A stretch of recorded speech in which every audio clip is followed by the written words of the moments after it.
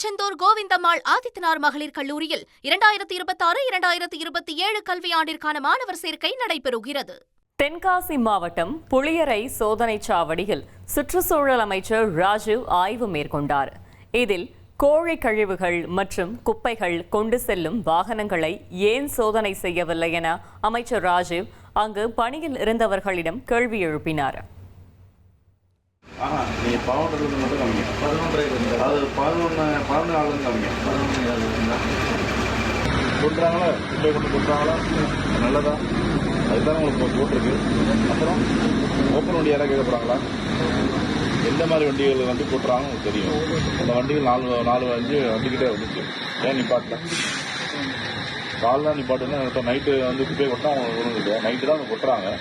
Night தான் நிப்பாட்டணும். அப்புறம் காலில் நிப்பாட்டணும்னு அர்த்தம். திருச்செந்தூர் கோவிந்தம்மாள் ஆதித்தனார் மகளிர் கல்லூரியில் 2026-2027 கல்வியாண்டிற்கான மாணவர் சேர்க்கை நடைபெறுகிறது.